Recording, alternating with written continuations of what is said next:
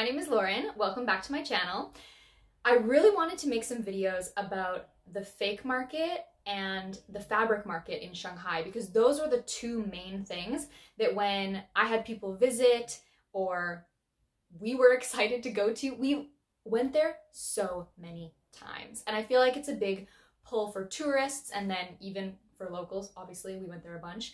And so I wanted to do a little review today of some of the things that I bought at the fake market and how they've held up. We came home from China like a year ago, and so I've been using some of these things for a year. Some of the things were not great and I don't have them anymore, and then some of the things have been amazing. So the fake market is a really accessible place. It's like it can be part of your day quite easily because it's on the Green Line 2 and it's at the Science and Technology Museum. You don't even have to get out of the subway. So, well, I mean, technically you exit the subway, but you don't have to leave the underground area. So when you come up the escalator at the Science and Technology Museum, it's this whole underground network of tiny shops and storefronts that is it's actually called the Xinyang Fashion and Gift Market, or it's not called the fake market, but we call it the fake market. Do you think he's ever coming back? I'm not sure. I'm surprised he didn't go up into the ceiling like they usually do. Storage up here. Oh yeah, look at And all we the had boxes. one of our friends. He went to get a bigger size, and I don't know if he's coming back. Oh, here he is. The glasses store. You look here, but then the like knockoffs are gonna be in the drawers. So you gotta ask. Like the, bags and bags and bags and bags. And families. My dad got glasses made here. They can like measure your prescription and give you prescription glasses. They actually mailed it to his house. Fancy. And when I asked one of my friends at work, like someone who lives in Shanghai, she was born there, and I was like, oh, like, do you know? She asked me, she's like, oh, where did you get this? And I said, oh, the fake market. And she was like, what's that? And I explained it to her, like where it was and what it was, and that like tourists went there and you had to bargain for prices. And she was like, I've never heard of that. So I don't know if that was just her opinion and maybe other people do know about it. It's obviously it's a huge thing, but it is very touristy. And so maybe locals are just like, who are these stupid tourists that are going and buying all these shitty things?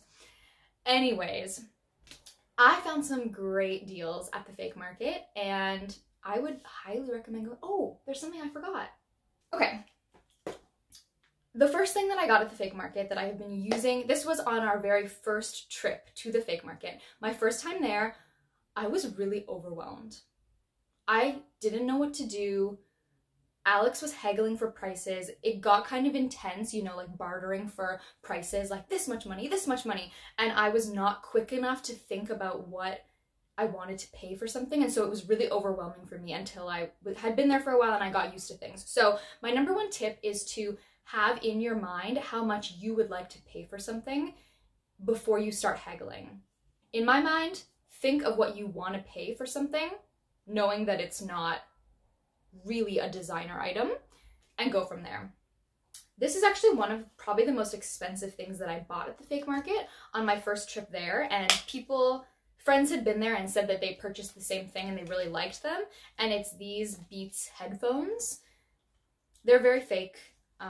There was a thing inside them that was like kind of rattling when I ran, and it was really annoying. I was like, I can't use these anymore. But then it got like, I don't know, it got like stuck or something, and so that thing that rattled isn't there anymore.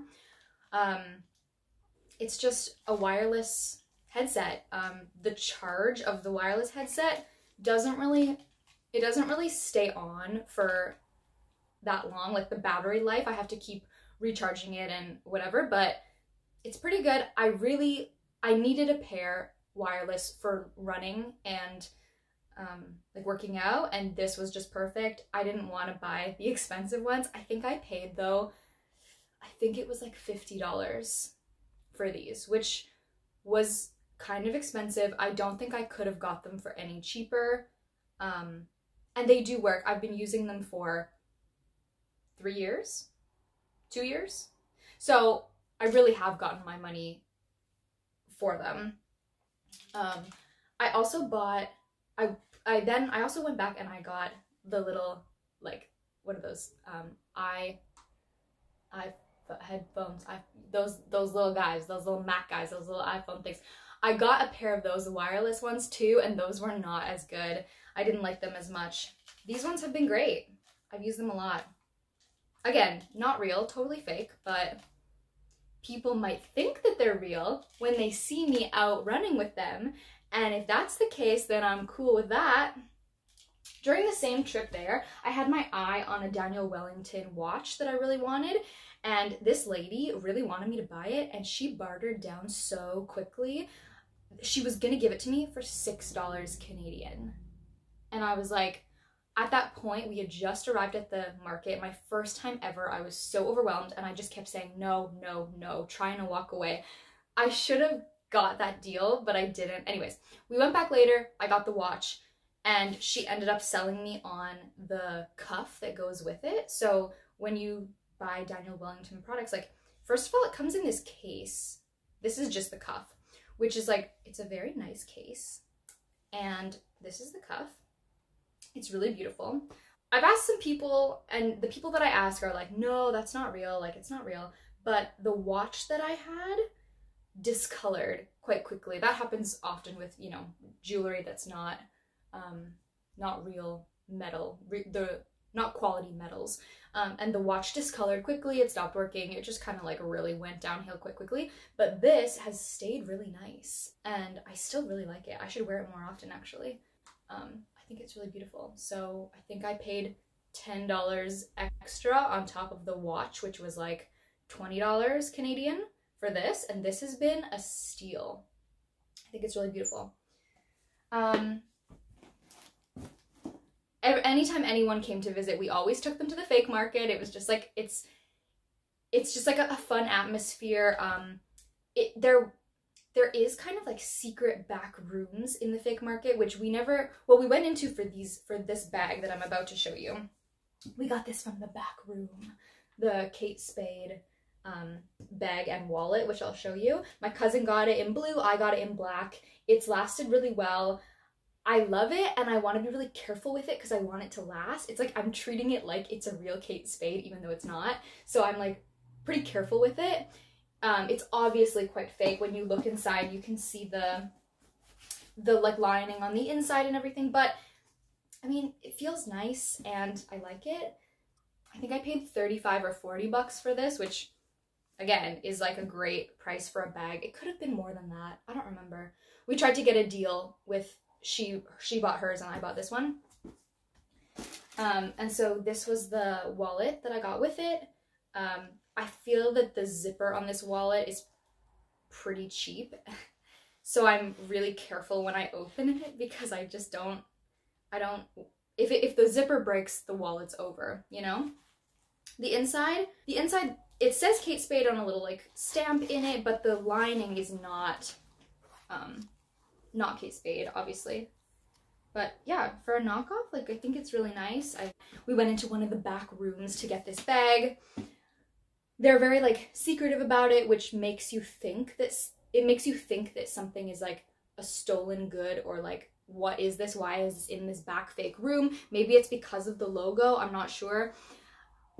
They want you to think that it's this crazy, like they want you to think it's real. So they want to sell it to you for $1,000, whatever. And you're like, no way. It's like, haggle down as much as you can, really set the price in your head of what you'd want to pay for it before you go in. They have their calculators, and they're putting a price into a calculator. Press and go, you're like, is this the calculator price that you would pay? You type something back in. You have to get dramatic with it, and you have to like play the part. If you haven't walked away from the store, oh, it's too much, it's too expensive, we have to go, we're in a rush. If you haven't done that, then you're not getting the best price. You know what I'm saying? I got this hat. It's a very fake Nike hat, but I needed a hat, and it was great, and I wear it all the time, and I love it. It says Nike On the inside, it says N-A-K-E, Nake. And then it has this, like, it's like a Nike, like, logo, I guess. This little Nike logo, which is, like, pretty legit. I mean, I don't know. I don't actually have a Nike hat, so I can't compare it. But yeah, but then it says Nake. Something that I can compare to directly, when Robin and I were in Shanghai in July, we both got full like workout outfits, and I wouldn't have bought leggings from there because I wouldn't have like trusted the quality, but Morgan, my sister, had bought leggings when she visited, and she said they were amazing, and she wears them like every day and she loves them. So then I was like, okay, we need leggings. And you can tell like just by feeling something whether the quality is like good quality fabric or not. So I got these leggings, and you can just feel that it's like very thick, a thick quality legging, and yeah, they have been really, really amazing. It's got this Lululemon sticker on it. You know when you buy something from Lululemon and it has the tag on the side, the long tag? The tags were so funny. It was just like the exact same tag printed with not gibberish words, but made to look like that tag. It was very funny. I think there was maybe only like 2 different sizes, and the size on the tag was not necessarily the size of the item. So we did some funny like trying on over top of our clothes. This one says it's a size 8 on this pant, which is just this little made in China tag on the inside. But yeah, they've been really good. These like high-waisted leggings. I would 100% buy more leggings if I went there again. Then we got these shirts, which you might recognize, these like workout shirts. They're like pretty popular at Lululemon with this like logo like this. And I actually have a Lulu shirt like this in orange, and we compared them directly, the orange one to the purple one. And we decided that basically the only difference of it was that the arms were longer and the length on the bottom was longer, which is to say quite long, and this is fine for me. The fit is great. The logo on the back has stayed. I've washed this a few times and I am surprised that it hasn't come off yet, but it's still there. The fabric in the front, yeah, I've had this for 6 months, 7 months, 8 months, I don't know. A year? Oh my god, it's been so long. It's been so long since I've been there. It's starting to kind of pill, the fabric in the front, like on the seams, or on these little like lines. It's like starting to pill. You just gotta like kind of pick them off and be careful with them. But it's great. I love this.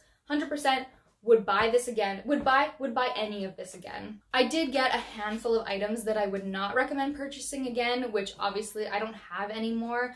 When I saw the kind of like makeup sets and makeup brushes and stuff that they had, I got excited because I thought they'd be really cool, and I tried out a few of them, and I feel like that was a mistake.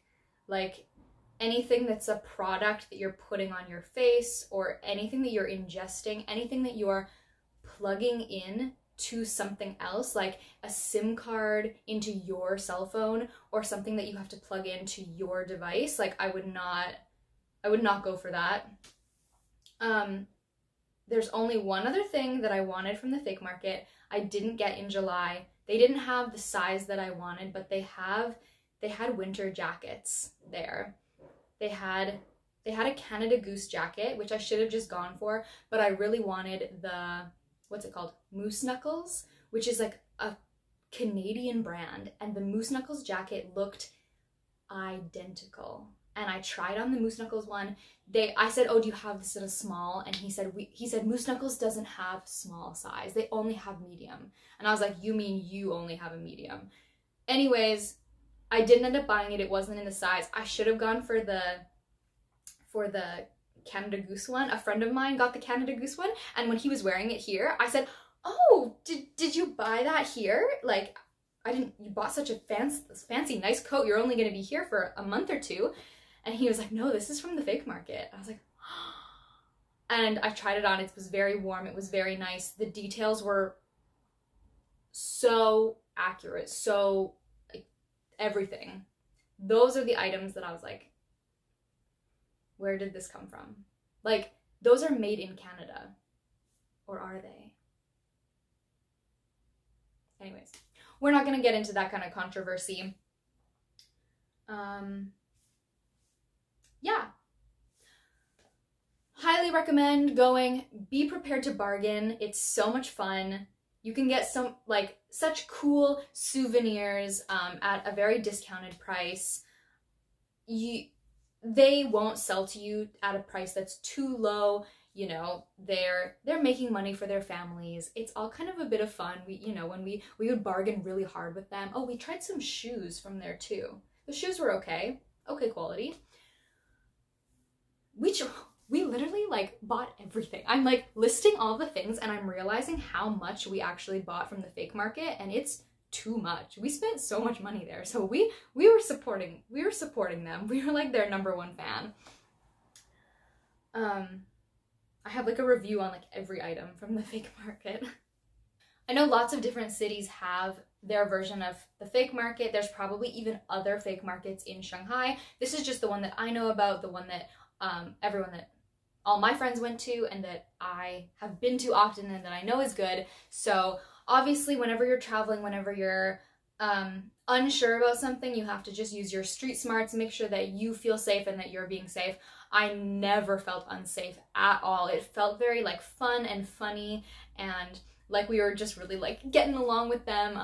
They have their kids there with them at the shops, and you're just like, hey, like trying to, they'd speak to me in English, and I'd say some words to them in Mandarin, and they'd be like, whoa, like, yeah, it felt very friendly, very fun. I highly recommend it. Let me know if there's anything that you got at the fake market that you loved. If I went to Shanghai again anytime in the future, I would 100% visit. Thank you so much for watching this video. Make sure that you click subscribe so that you can follow along with all of my videos. Let me know if there's anything that you'd like to hear more about my time in Shanghai or traveling in China. And I will see you again very soon.